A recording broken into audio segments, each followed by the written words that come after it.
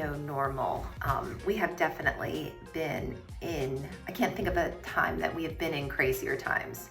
I mean, we are in crazy times in the mortgage business right now. I thought the pandemic really stirred everything up, and it did in a way, but 2022 has been so dramatically different than any market I've ever been a part of, and I think any market that's ever existed. So I wrote down a couple different things that have changed because I am feeling more anxieties from people who are trying to buy a house and more anxieties from people who are trying to sell them the house and just anybody who's involved in the transaction. So some of our current events include rates increasing faster than any other time in history. People are still holding on to that 3%, high twos. It's gone. I mean, we are back in rates that were 2019. And in 2019, we were happy with those. So it is okay. It's hard to let go, but it is okay where rates are right now. You know, the feds have decided that they are not going to slow the increase in rates until inflation's under control. So unfortunately, we were all at their mercy, and they're smarter than all of us. Hopefully they figure it out. Building supply prices are rapidly changing. I mean, I can't imagine being a builder in this market. It's hard to price something for someone, and it's hard for someone to have a house built when they don't know what the price is. I mean, maybe there's somebody out there that doesn't have a budget, but for the 99.9% of us, we all have budgets, and we need to know where our bottom line is. Building supplies being unavailable or on back order for ridiculous amounts of time. How do you finish a house if you can't get your windows or your front door or your washer and dryer? It's important stuff. I know our pool company gave a big, long, very detailed email about just making sure if we wanted supplies that we were to get them in the beginning. They weren't holding stuff for people. Prices were changing for them every time that they turned around. So it's everything in our industry.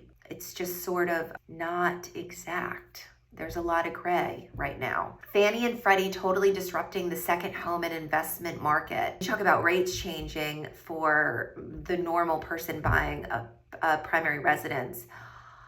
They have really flipped on someone trying to buy a second home and investment property. They've changed more so than any other type of property that you're buying. For somebody who's been looking for a really long time, it's very hard for them to get used to that price because maybe they've been trying and they've been losing contract. I have multiple people who've been losing contract after contract, and now it's a brand new pre-qualification because the numbers are so different from where they were. One person was like $500 difference. Fannie and Freddie changing guidelines for condos. Now, when you're purchasing a condo, they're looking for a couple more extra details, making sure that there's no deferred maintenance. If there is, they're really looking into what that deferred maintenance is. So I think that has to do with some of the things that happened in Florida with a condo collapsing. So it's for everybody's safety, but it leaves everybody frustrated. And I think if everybody just stepped back from the frustration and saw the reason why they're doing what they're doing, then it would just make you sleep better at night. The market switching to where conventional loans are basically accepted, and they're accepted without seller concession. I mean, the whole time I've been in mortgage banking, conventional versus government, it was maybe not 50-50, but it was pretty close. There were a lot of government contracts always, especially for our particular area.